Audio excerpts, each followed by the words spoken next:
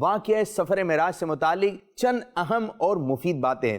ہم واقعہ معراج کا نام تو سنتے ہیں، لیکن واقعہ معراج ہے کیا؟ معراج ہے میرے آقا کی، معراج ہے میرے آقا کی۔ سبحان اللہ سبحان اللہ۔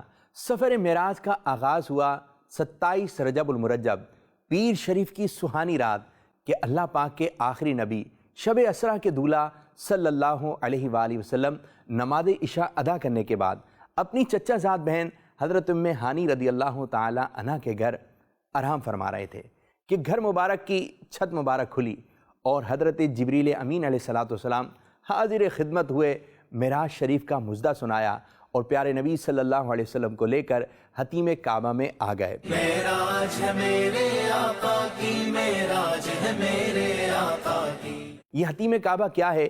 یہ آپ کو جو منظر نظر آ رہا ہے، خانہ کعبہ کے ساتھ یہ دیوار جو نظر آ رہی ہے، اسی کا نام حتیم کعبہ ہے۔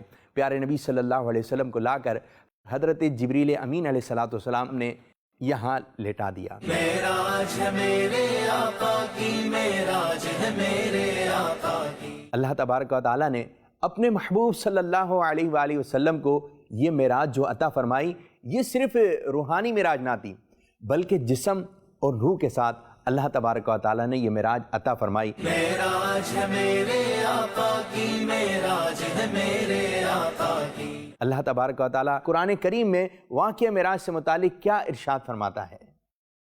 سبحان الذي أسرى بعبده ليلا من المسجد الحرام إلى المسجد الأقصى الذي باركنا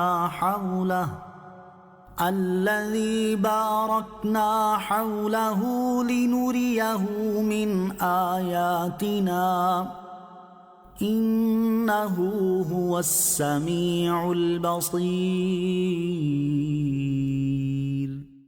باقی ہے اسے جو راتوں رات اپنے بندے کو لے گیا مسجد حرام یعنی خانہ کعبہ سے مسجد اقصی یعنی بیت المقدس تک، جس کے گردا گرد ہم نے برکت رکھی کہ ہم اسے اپنی عظیم نشانیاں دکھائیں، بے شک وہ سنتا دیکھتا ہے۔